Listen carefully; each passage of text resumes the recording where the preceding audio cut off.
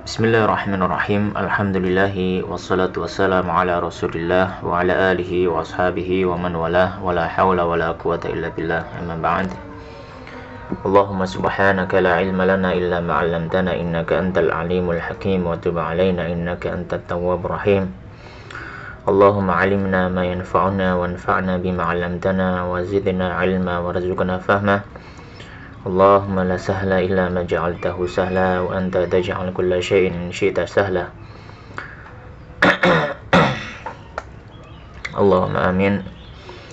Baik, di sini kita akan melanjutkan pembahasan dari kitab Matharatul Qulub min Qatratil Uyub yang ditulis oleh Syekh Muhammad Maulud Ibn Ahmad Fal Al-Yaqubi yang wafat tahun 1323 Hijriah rahimahullahu rahmatan wasi'ah.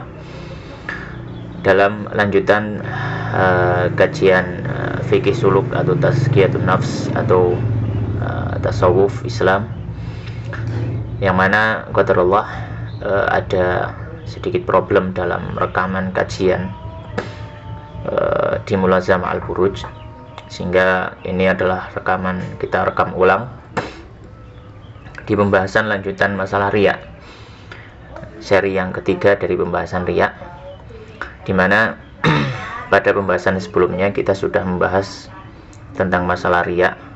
Kemudian kita juga sudah mulai membahas tentang obat daripada penyakit riya, bagaimana cara mengobati penyakit riya. Di antaranya, dimana di sini musannif atau nazim menyebutkan ada dua jenis obat. Jenis yang pertama adalah ad-dawaul ilmi, obat yang sifatnya ilmu, obat yang sifatnya dengan menghadirkan sebuah perasaan dalam hati. Dan itu sudah kita bahas kemarin. Ada beberapa hal yang disebutkan oleh musannif, di antaranya adalah dimulai dari bait nomor 93, bi ilmi annal khalqa la tadhafara 'alaika aw laka akhi ma qadara illa bi idnihi wa 'indahu ujur daraika wa huwal qadirul barru syakur. Maka di sini beliau menyampaikan obat ilmu. Yang pertama, kita harus memahami bahwasanya makhluk itu, seandainya mereka bersatu untuk memberikan kemanfaatan atau ingin memberikan mudarat kepada kita, mereka tidak akan mampu. Dalam arti yang lain, bahwasanya makhluk itu tidak memiliki kekuasaan apapun atas kita, tidak memiliki kehebatan, tidak memberikan manfaat, tidak memberikan mudarat. Maka untuk apa kita riya kepada mereka? Untuk apa dalam ibadah kita memperhatikan pandangan makhluk? Apakah kita ingin mendapatkan manfaat dari mereka, padahal mereka tidak bisa memberikan manfaat? Apakah kita ingin selamat dari mudarat mereka, padahal mereka tidak akan bisa memberikan mudarat kecuali illa bi'idnihi, kecuali dengan izin Allah? Maka tidak perlu kita memandang kepada makhluk dalam ibadah kita.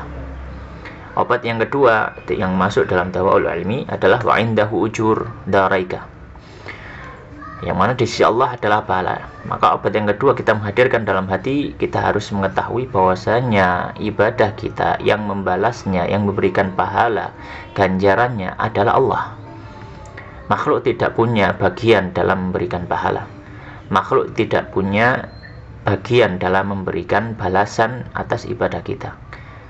Tidak ada campur tangan daripada makhluk. Maka ibadah kita yang membalas adalah Allah Subhanahu wa ta'ala. Sebagaimana kita melihat, hendaknya kita bersikap sebagaimana disebutkan dalam surat Al-Insan, la nuridu minkum jazaan wala syukura. Kita tidak menginginkan dari makhluk jazaan, balasan, au syukur, ataupun ucapan terima kasih. Ibadah kita hanya mengharap dari pahala Allah Subhanahu wa ta'ala. Kemudian obat yang ketiga, wa bi syu'uri dhurrihi fayuksiba dzalika bughdahu. Maka yang ketiga adalah dengan menghadirkan perasaan atau mengetahui berbahayanya penyakit riya. Berbahayanya penyakit riya. Bahkan dalam hadis qudsi, bahwasanya Allah Subhanahu wa ta'ala menyampaikan, ana aghna syuraka 'ani syirk, bahwasanya Allah menyampaikan, aku paling tidak butuh terhadap sekutu. Paling tidak butuh terhadap sekutu. Dalam artian Allah Subhanahu wa taala tidak mau ketika kita beribadah kemudian kita masih memperhatikan pandangan makhluk terhadap ibadah kita. Kata Allah, ana aghna syuraka 'ani syirk. Man 'amila 'amalan asyraka fihi ma'i ghairi taraktuhu wa syirkahu. Ya. Maka siapa, kata Allah, maka siapa yang dia melakukan satu amal kemudian dia mensekutukanku di dalam ibadah tersebut, ya, maka aku biarkan dia bersama sekutunya. Dalam artian Allah sudah, ya, berlepas diri daripada ibadah kita.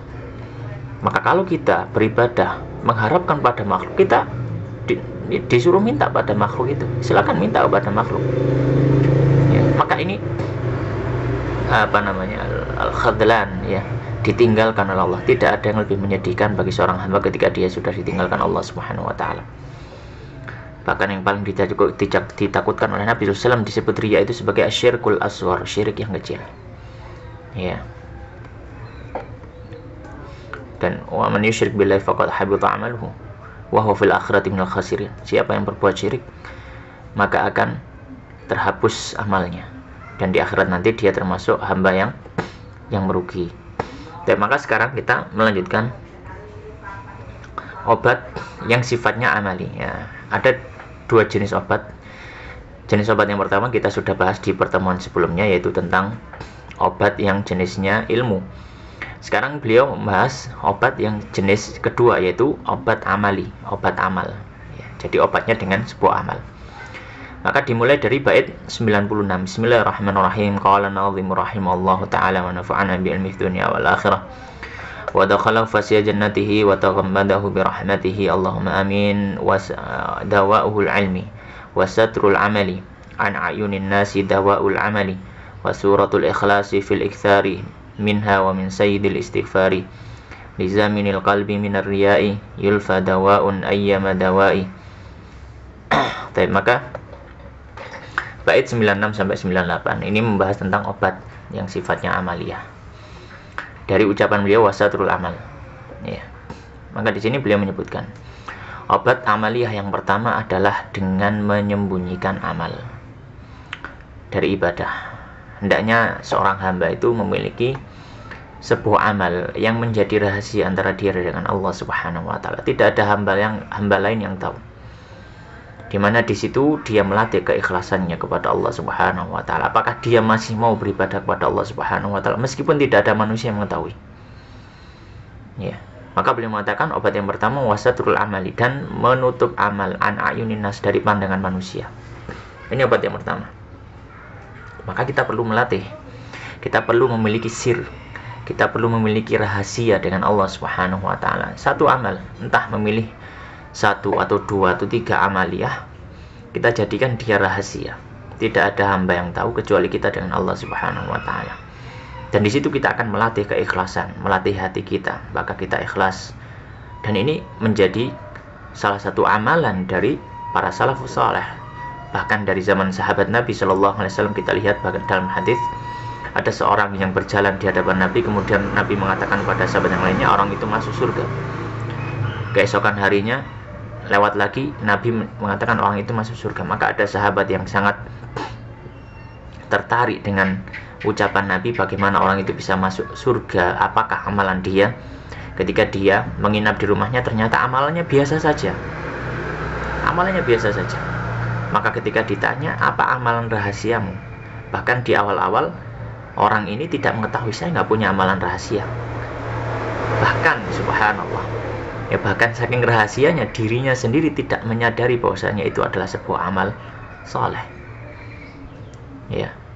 Kemudian ternyata orang itu menyampaikan, ya, mungkin bahwasanya ketika sebelum saya tidur, saya melihat ke dalam hati saya, ketika ada perasaan benci, ya, kepada sesama muslim, saya hilangkan itu setiap harinya.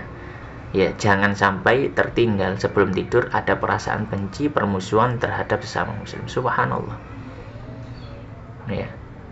Dan sahabat Bilal radhiyallahu taala anhu, di mana Nabi mengatakan, "Ya wahai Bilal, aku mendengar terompahmu di surga. Apa amalanmu?" Maka kata sahabat Bilal, "Wahai Nabi, tidaklah aku berhadas kecuali saya berwudu kemudian sholat 2 rakaat." rahasia antara dirinya dengan Allah Subhanahu wa taala. Maka ini adalah obat yang pertama. Ya, kemudian perlu kita fahami menutup amal ini. Ya, bagaimana hukumnya orang beramal tidak dilihat orang lain? Maka ini kita lihat dulu. Yang pertama, amal terbagi menjadi dua. Ibadah terbagi menjadi wajib dan terbagi menjadi sunnah. Adapun kalau ibadah wajib,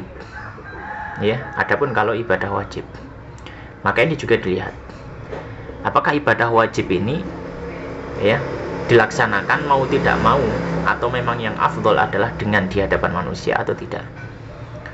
Maka kalau misalkan ibadah wajib yang mau tidak mau memang di hadapan manusia, maka perlu kita melakukannya di hadapan manusia. Contohnya apa? Sholat berjamaah di masjid bagi laki-laki. Mau tidak mau pasti ada manusia yang mengetahui. Atau misalkan membayar zakat. Mau tidak mau pasti orang lain yang menerima zakat akan mengetahui ini zakatnya. Mau tidak mau. Maka ini tidak perlu ditutupi. Maka ini tidak perlu ditutupi. Yang kedua, amal ibadah wajib yang dia ada memungkinkan untuk tidak diketahui orang, memungkinkan. Maka ini diperbolehkan untuk ditutupi. Misalkan apa, puasa Ramadan tidak ada yang tahu kalau dia puasa, misalkan, nggak ada masalah. Adapun kalau amal sunnah, maka yang afdal sebaiknya ditutupi jika memungkinkan. Yang afdal sebaiknya ditutupi dalam artian tidak diketahui oleh banyak orang jika memungkinkan. Dan boleh untuk dibuka, boleh untuk diamalkan di hadapan manusia ketika ada maslahat. Misalkan apa? Misalkan untuk memberikan motivasi kepada yang lain.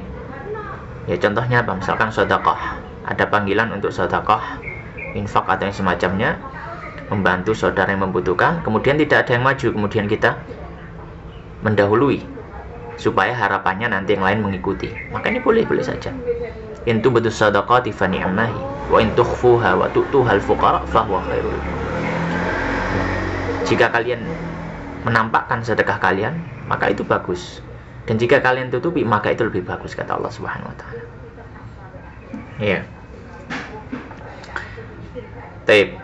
Kemudian beliau mengatakan wasatrul amali an ayunin nasi dawaul amali. Ini adalah dawaul amali, obat yang sifatnya amaliyah. Obat yang kedua wasuratul ikhlas, dengan membaca surat al-ikhlas. Fil iksari, dalam memperbanyak minha, dari surat al-ikhlas. Dalam artian obat kedua adalah memperbanyak membaca surat al-ikhlas. Maka dimaksud dengan memperbanyak di sini adalah bukan hanya sekedar membaca tanpa mengetahui, memahami maknanya, tapi menjadi obat ketika dibaca dengan difahami maknanya, kandungannya, minimal terjemahannya. Kenapa surat al-ikhlas?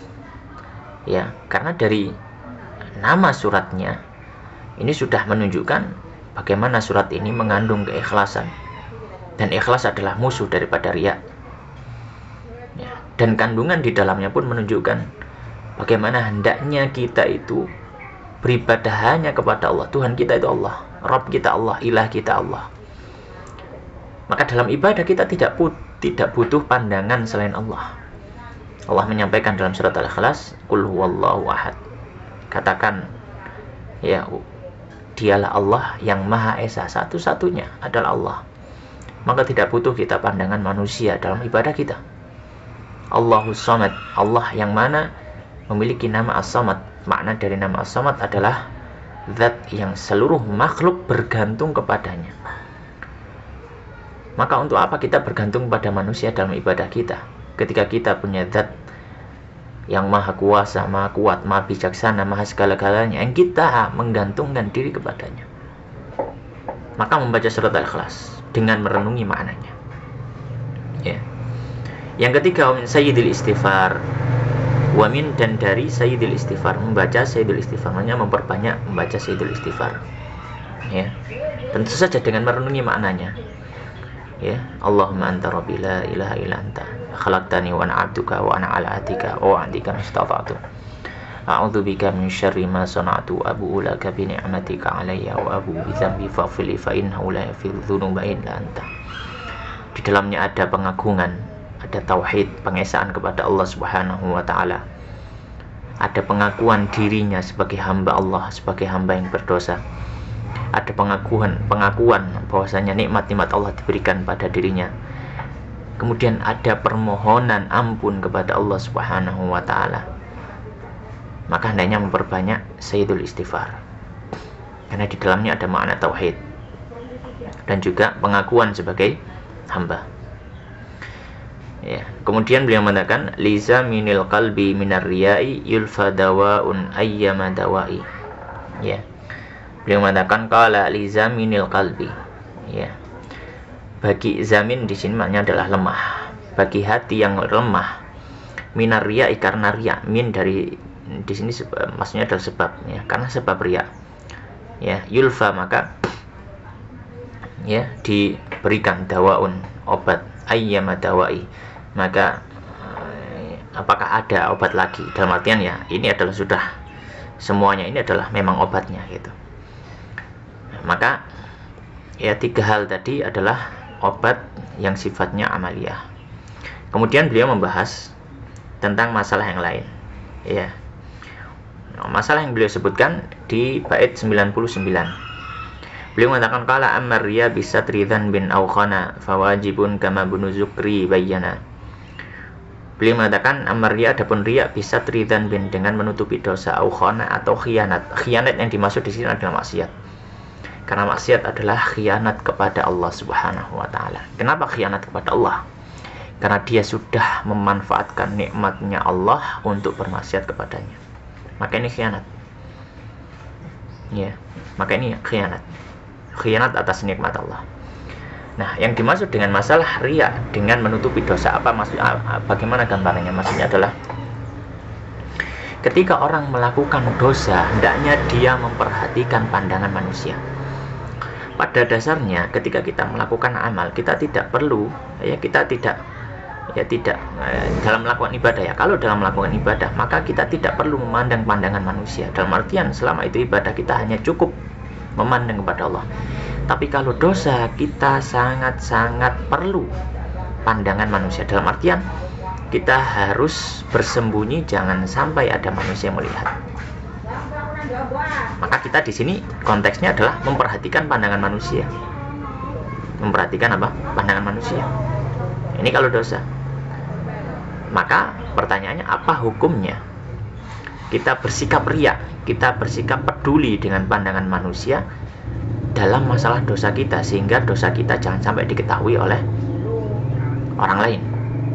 Maka kata beliau fawajibun, hukumnya wajib. Hukumnya wajib. Kama Ibnu Zukri bayana, sebagaimana yang dijelaskan oleh Ibnu Zukri, Al-Imam Ibnu Zukri rahimahullah taala Al-Maliki. Ya. Maka ini namanya riya bisatridhan bin. Riya dengan menutup dosa. Kenapa wajib? Karena Nabi SAW menyampaikan kullu ummati mu'afa illal mujahirin.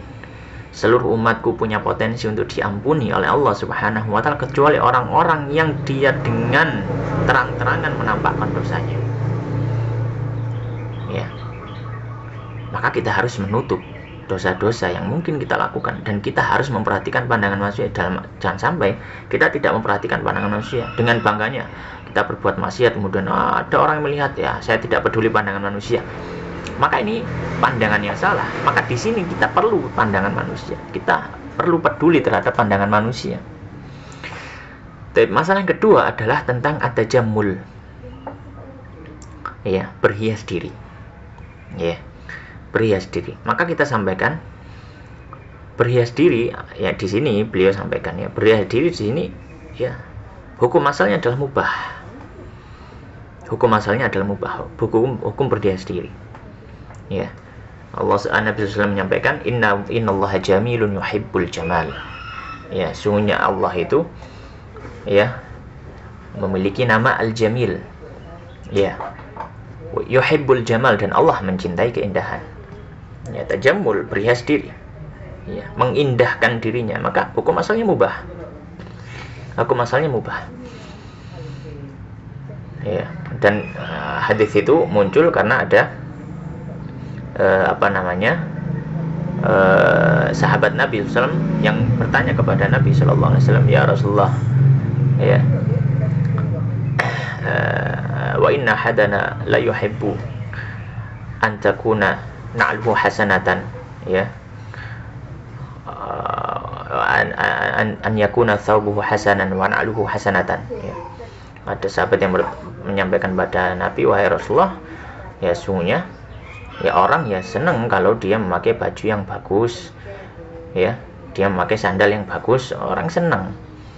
Apakah ini juga termasuk kesombongan? Kata Nabi SAW, innallaha jamilun yuhibbul jamal. Maka tajamul hukum asalnya adalah mubah, boleh-boleh saja.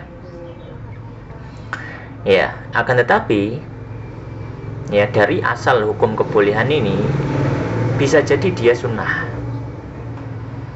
Ya, bisa jadi dia sunnah dalam beberapa kondisi, dan bisa jadi dia haram dalam beberapa kondisi. Yang mana di sini beliau akan sampaikan dari bait 100 sampai 102. Ini yang akan beliau bahas. Maka beliau mengatakan, qala al-musannif rahimallahu taala, ammal mubahu fatajammulu bihi yaduru baina man'ihi wa nadbihi li talabil ilmi wa idharin ni'am nadbun kadza liman ala akhin qadim ka kulli qasdin hasanin wa in ta'um bi ikhtiyalan aw mubahatan harum. Beliau mengatakan amal mubah, adapun yang mubah fatajammulu bihi, ya, fatajammulu, maka tajammul yaitu berhias diri, ya, bihi dengan tajammul itu yadur, berkutat, ya. Apa yang berkutat maksudnya adalah hukumnya baina man'ihi, antara terlarangnya tajammul, wa nadbihi, dan kesunahan tajammul, ya. Kita sampaikan tadi hukum asal mubah, tapi bisa jadi dia terlarang, bisa jadi dia disunahkan. Maka di sini beliau memulai, ya, kapan tajammul atau berhias diri disunahkan dalam beberapa kondisi. Di antara contohnya yang pertama, li thalabil ilmi, ketika ingin belajar agama, ketika ingin ngaji, disunahkan untuk berhias diri, ya, disunahkan untuk berhias diri, memakai pakaian yang layak, yang rapi, yang bagus, sebagaimana hadis Jibril, ya, yang dia berpakaian bagus datang kepada Nabi, ya, berpenampilan indah, ya, belajar ngaji kepada Nabi. Yang kedua, wa idharin ni'am, ya, dan yang kedua dengan maksud untuk menampakkan nikmat Allah. Dalam artian ketika dia diberikan kenikmatan Allah Subhanahu wa taala, memiliki baju yang layak dan bagus, silakan dia pakai, tidak ada masalah. Ya, tidak ada masalah. Ya, dalam satu riwayat disebutkan bahwasanya Allah Subhanahu wa taala menyukai, ya, innallaha yuhibbu an yura atharu ni'amihi 'ala 'abdihi. Sungguhnya Allah mencintai atau menyukai ketika terlihat, ya, bekas nikmat yang Allah berikan ada pada hambanya. Ya, maka jangan kalau misalkan kita memiliki baju yang layak, kemudian kita milih baju yang compang-camping, yang jelek, yang lusuh dengan alasan zuhud. Jangan sampai. Bisa jadi zuhud kita di sini bukan zuhud, tapi adalah riya. Riya dengan alasan zuhud. Alhamdulillah. Ya. Maka kedua hal ini nadbun, dia disunahkan.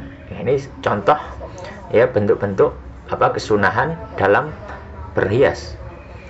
Contoh yang ketiga atau bentuk yang ketiga, ya, atau termasuk yang disunahkan dalam berhias, kada demikian juga liman, bagi orang yang ala akhin, atas saudaranya, qadim, yang datang. Maksudnya kondisi yang ketiga disunahkan untuk berhias adalah ketika menyambut kedatangan saudaranya, dalam artian menyambut tamu.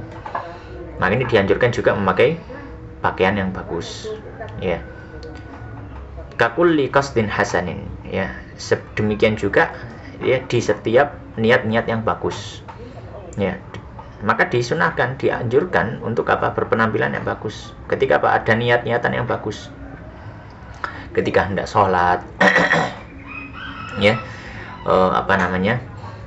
ketika bepergian atau yang semacamnya, maka ini disunahkan. Nah, yang kedua ini yang diharamkan. Kapan itu? Wa in ta'umma bihi, wa in ta'umma, ya, dan jika meliputi, ya, melingkupi bihi, dengan berhias tadi, ya, ikhtiyalan, ya, dengan kesombongan, au mubahatan, atau berbangga diri, harum, maka diharamkan. Maka di sini beliau menyampaikan, berhias itu bisa menjadi haram hukumnya ketika apa? Ketika berhias tadi diiringi dengan rasa sombong, menyombongkan diri di hadapan manusia. Ya, bukan karena berhiasnya hukum asalnya boleh, bahkan bisa jadi sunnah, tapi dia bisa jadi haram ketika apa? Ada unsur kesombongan atau berbangga diri di hadapan makhluk, maka ini dilarang. Baik, sampai sini ya. Insyaallah kita lanjutkan di pertemuan berikutnya. Wallahu ta'ala alam, wa sallallahu wa sallim wa barik wa zid wa an'im ala nabiyyina wa sayyidina Muhammadin wa ala alihi wa sahbihi wa sallam tasliman katsira. Wallahu ta'ala alam, wa billahi taufik. Wassalamualaikum warahmatullahi wabarakatuh.